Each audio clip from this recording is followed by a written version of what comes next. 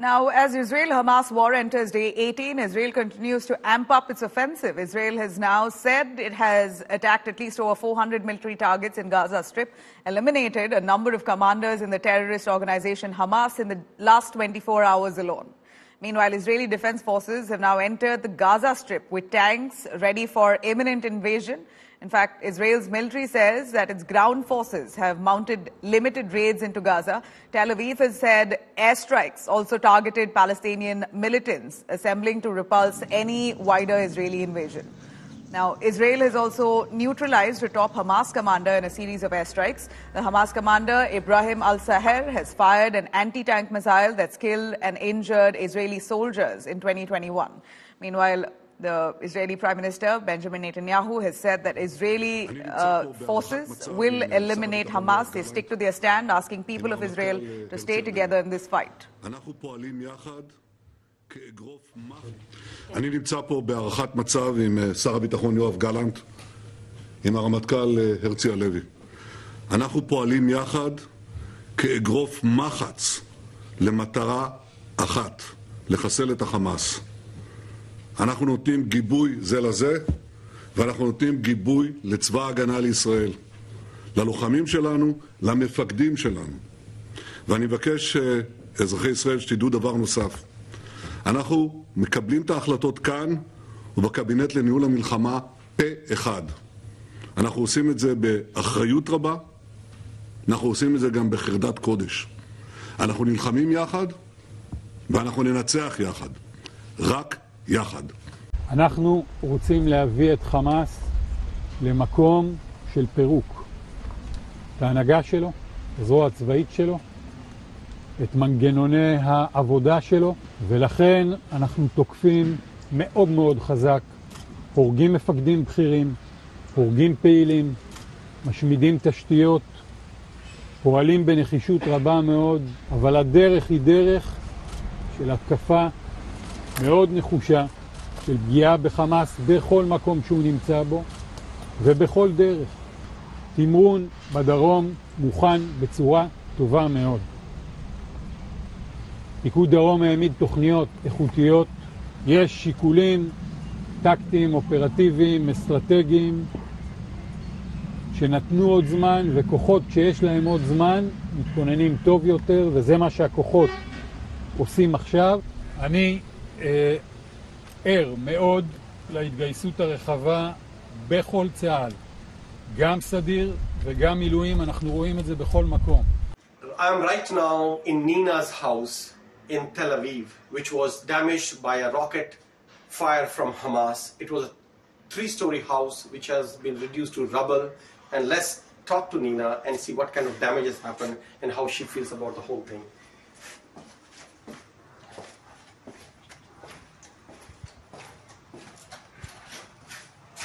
Welcome.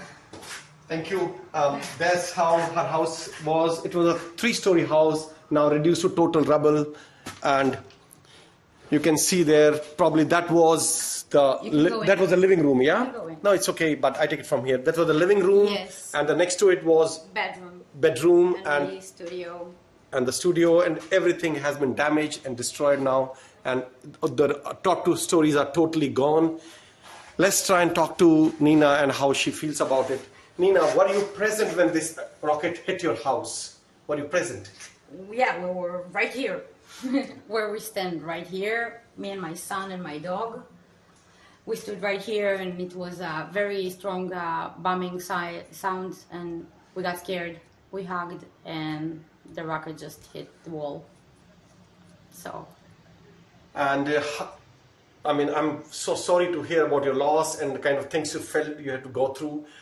How do you think this thing will end, and when you think it will end, this conflict and this war and this terrorism? My point of view is, I think that every person that want to kill somebody should not exist. I don't know how you can do the things. I don't know how they could do that.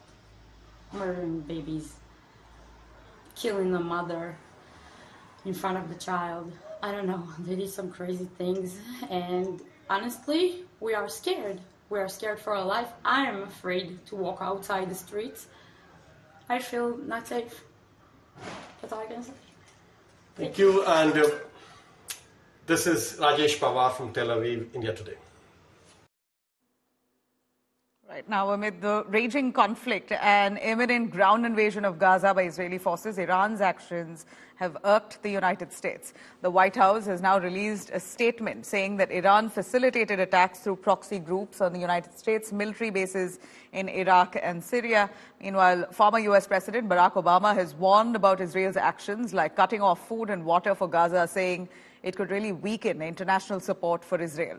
Now, China's foreign minister, in a statement, has said that all countries have the right to self-defense and condemned attacks on civilians in this conflict. Prime Minister Modi, on his part, has spoken to the King of Jordan, Abdullah II, asserting efforts for resolution of humanitarian situation, particularly to the Gaza region. I don't want to speak to assessment of what they might be targeting. I'll leave it to the Pentagon to offer any assessments that they have on that question. I will say that we are concerned about an increase in attacks by Iranian proxies in the region, whether they be targeting U.S. interests or whether they be targeting other interests in the region. We hold Iran accountable for those attacks. And as the Secretary said yesterday when he was interviewed, it's something that we are preparing for and are ready to respond to if necessary. We know that they're supporting these groups. We know they've supported Hamas and Hezbollah. We know they're monitoring these events very, very closely, and in some cases urging on some of these groups. And that's why I made it clear the President does not want to see this conflict widen. We have added additional military capability into the region to deter any such action, and we will act appropriately to protect and defend our national security interests in the region. You saw that just last week when a guided missile destroyer shot down missiles and drones that were potentially on their way into Israel. We take those responsibilities seriously, and anybody else in the region ought to be paying attention to that.